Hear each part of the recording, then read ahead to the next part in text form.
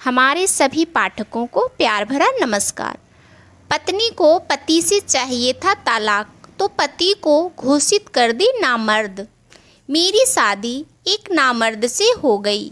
शादी के 2 महीने बाद ही मैं पेट से हो गई और यही बात मेरी ज़िंदगी के लिए सबसे बड़ी सज़ा बन गई। और जब मुझे पता चला कि यह बच्चा किसका है तो मेरे सर पर आसमान गिर पड़ा। कभी कभी सब कुछ इंसान के सोच से परे होता है और मेरे साथ भी कुछ ऐसा ही हुआ। मेरा नाम सुधा है। मेरी उम्र लगभग 35 साल की हो चुकी थी, क्योंकि मेरे माँ बाप बचपन में ही गुजर चुके थे और मेरे ऊपर मेरी 2 छोटी बहनों की जिम्मेदारी थी। छोटी मोटी नौकरी करके अपना और अपनी बहनों का पेट पाल रही थी। कुछ दिन बाद मैंने अपनी दोनों बहनों की शादी करवा दी। अपनी दोनों बहनों की शादी के बाद अब मैं घर में अकेली रह गई थी। माँ बाप का साया तो बहुत पहले ही उठ चुका था और अब तो मेरी बहनें भी पराई हो चुकी थी। अकेलेपन की वजह से अब मुझे भी किसी के साथ की ज़रूरत थी। मुझे अपनी ज़िंदगी में ऐसे साथी की ज़रूरत महसूस होती जा रही थी जो मेरी तन्हाई को दूर करके मेरी ज़िंदगी को खुशियों से भर दे। पर मेरे घर में कोई था ही नहीं और मेरी उम्र ज़्यादा होने की वजह से मेरे लिए कोई रिश्ते भी नहीं आते। मेरे दिन कुछ ही यूं ही गुजर रहे थे कि एक दिन हुआ कुछ यूं कि एक दिन मैं बाज़ार गई थी तो वहाँ मेरी बहुत पुरानी सहेली मिल गई। हम दोनों एक दूसरे से बहुत दिन बाद मिले थे। उसकी शादी हो चुकी थी और उसके बच्चे भी हो गए थे। उसने अचानक मेरी शादी के बारे में पूछा तो मैंने उसे सब कुछ बता दिया। बातों ही बातों में उसने मुझे बताया कि उसका भाई, जिसकी उम्र लगभग 40 साल के करीब हो गई है, उसकी शादी हुई थी पर उसकी पत्नी इसलिए उसे छोड़कर चली गई क्योंकि उसका भाई अपनी पत्नी को औलाद की खुशी नहीं दे सकता था। मेरी सहेली के घर में पैसे रुपए की कोई कमी नहीं थी, बस एक कमी थी तो उसके भाई में कि वह औलाद पैदा नहीं कर सकता था। अभी वह मुझसे यही बातें बता ही रही थी कि मेरे मुंह से अचानक निकल गया कि तुम अपने भाई की शादी मुझसे करवा दो और मैं तुमसे वादा करती हूँ कि कभी भी मैं तुम्हारे भाई को छोड़कर नहीं जाऊँगी और ना ही उन्हें किसी बात के ताने दूँगी। मेरी बातें सुनकर मेरी दोस्त हैरान हो गई। उसने कहा, इतनी बड़ी सच्चाई जानते हुए भी कि मेरा भाई कभी बाप नहीं बन सकता, तब भी तुम उनसे शादी करने को तैयार हो। मैंने उससे कहा कि इस तरह के लिए जीने से तो अच्छा है कि मैं तुम्हारे भाई का सहारा बन जाऊं और वह मेरा सहारा बने। आखिर मैं कब तक अकेले रहूंगी? मेरा हाल तो ऐसा है कि अगर मैं मर जाऊं तो किसी को कानों कान तक खबर नहीं होगी। मेरी सहेली मेरा यह फैसला सुनकर तो बहुत खुश हुई क्योंकि उसके घर में किसी औरत की ज़रूरत थी। उसकी माँ बहुत पहले ही गुजर चुकी थी। उसका भाई अपने बूढ़े बाप के साथ रहता था। उसने कहा, ठीक है, मैं यह बात अपने भाई से पूछकर बताऊंगी। वैसे तुम्हें शादी की पक्का ही समझो क्योंकि मेरे भाई को तुम्हारे ही जैसे किसी साथी की ज़रूरत है। 1 से 2 दिन गुजरने के बाद मेरी सहेली मेरे घर आई और वह बहुत खुश थी। उसने कहा, भैया शादी के लिए तैयार हैं पर उनकी एक शर्त है। मैंने घबराकर पूछा कि क्या शर्त है? उसने कहा, बस यही कि उसका भाई यह चाहता है कि दुनिया को उसके नामर्द होने की बात कभी पता न चले। मैंने कहा, बस इतनी सी बात? तुम और तुम्हारे भाई इस बात के लिए बेफिक्र रहो। मैं भला क्यों दुनिया को बताने जाऊंगी कि मेरा पति नामर्द है। अगले कुछ दिनों में मेरी और सुधीर की शादी बड़े धूमधाम से हुई। लोग तो यह देखकर हैरान थे कि एक अकेली लड़की का इतना अच्छा रिश्ता कैसे मिल गया।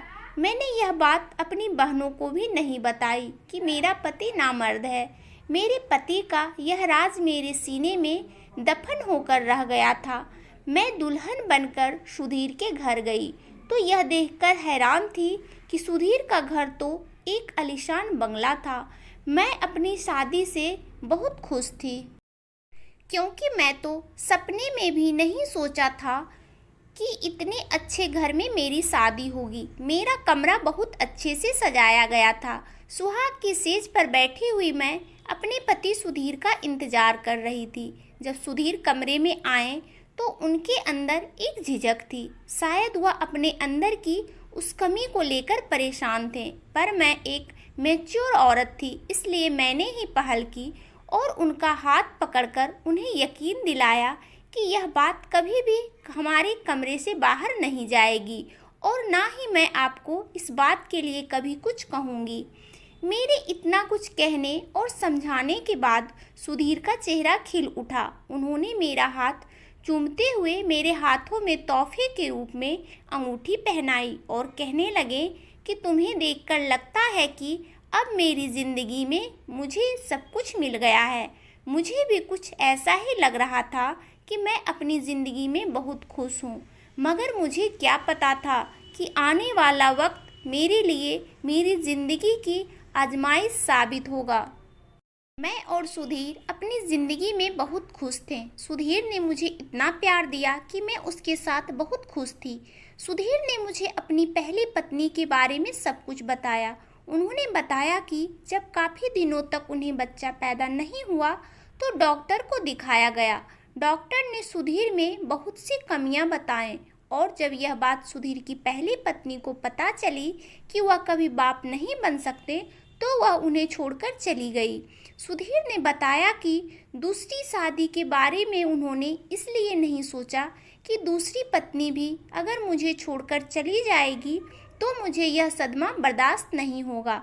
लेकिन मैंने सब कुछ जानते हुए भी इनसे शादी की ख्वाहिश का इजहार किया था, इसलिए उन्होंने मुझसे शादी के लिए मेरे दिल में भी बच्चे की तमन्ना थी। पर मुझे यह बात बहुत अच्छी तरीके से पता थी कि मेरा पति मुझे औलाद नहीं दे सकता, इसलिए मैंने औलाद की ख्वाहिश को अंदर ही मार दिया था और सुधीर को यकीन दिलाया कि मैं आपसे कभी बच्चे की ख्वाहिश नहीं रखूँगी।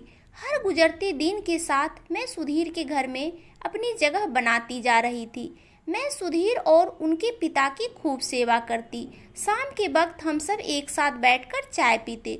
सुधीर को ऑफिस से आने में लेट हो जाता, इसलिए मुझे बोरियत महसूस होती तो मैं अपने ससुर जी से बातें करती। इनका भी दिल बहल जाता और मेरा वक्त गुजर जाता। मेरी शादी को 2 से 3 महीने गुजर चुके थे, पर कुछ दिनों से मुझे महसूस हो रहा था कि मेरी तबीयत कुछ ठीक नहीं है। एक दिन हम सब खाने की टेबल पर बैठे हुए थे, तभी अचानक मुझे चक्कर से आया और मैं गिरते गिरते बची। मेरी हालत देखकर सुधीर ने मुझसे कहा कि लगता है तुम बहुत कमज़ोर हो गई हो, अपने खाने पीने का ख्याल तो रखती नहीं हो ठीक से। खाना खाने के बाद हम तुम्हें डॉक्टर के पास लेकर चलेंगे ताकि तुम्हें डॉक्टर कुछ ताकत की दवाइयाँ दे दे और तुम खाना अच्छी तरीके से खाने लगे और तुम्हारे अंदर की कमजोरी भी दूर हो जाए। मैं डॉक्टर के पास नहीं जाना चाहती थी, पर सुधीर ने मेरी एक ना सुनी। ऑफिस जाने के बजाय वह मुझे डॉक्टर के पास लेकर गए। डॉक्टर ने मुझे चेकअप किया और चेकअप करने के बाद जो कहा उसे सुनकर तो हम दोनों पति पत्नी सन्न रह गए।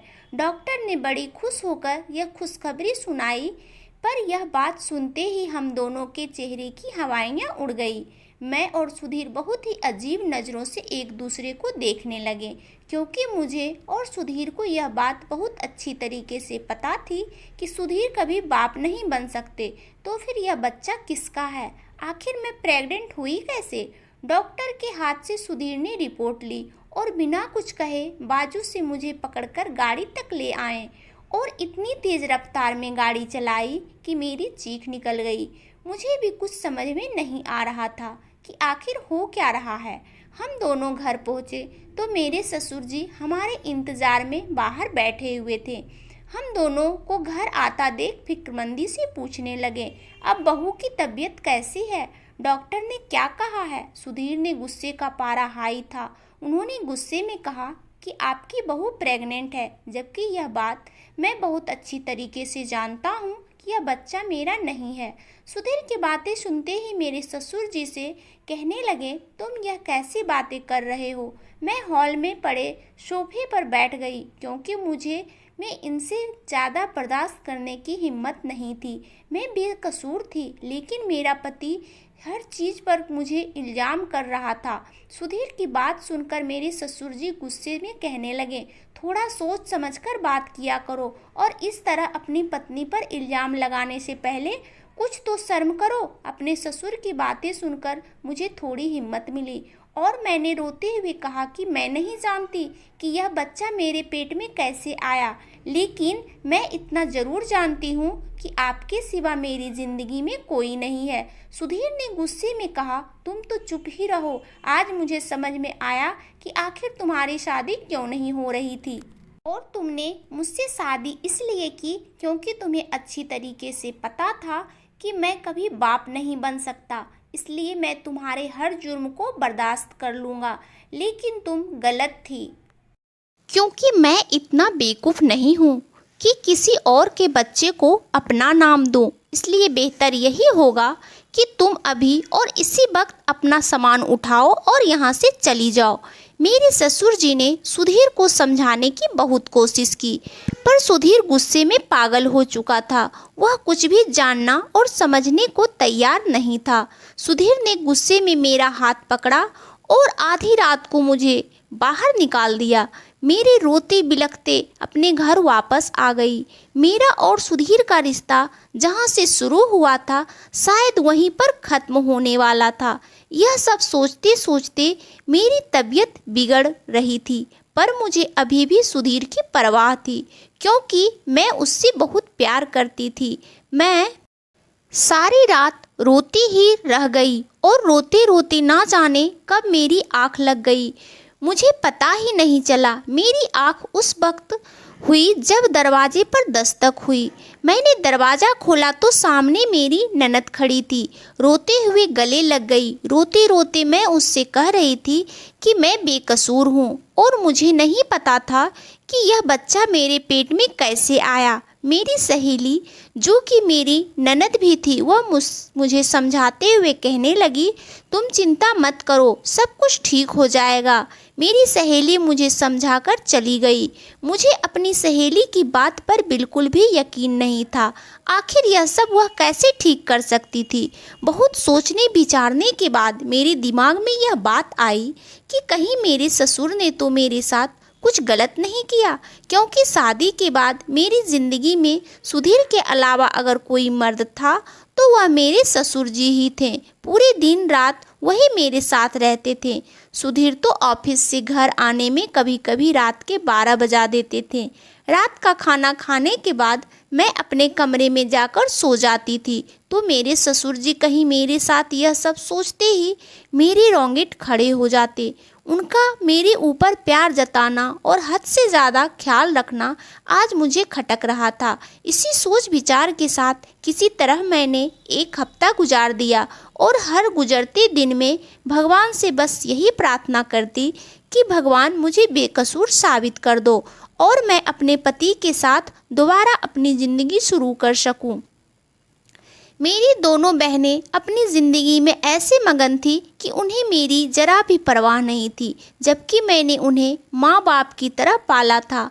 एक हफ्ते के बाद जब मेरी ननद मेरे पति सुधीर के साथ मुझे लेने के लिए मेरे घर आई, सुधीर को दरवाजे पर देखकर मैं हैरान रह गई। मुझे कुछ समझ नहीं आ रहा था कि आखिर सुधीर मुझे लेने आए कैसे, लेकिन मेरे लिए तो बस इतना ही काफ़ी था कि मुझे दोबारा सुधीर की ज़िंदगी में शामिल होने का मौका मिल रहा है।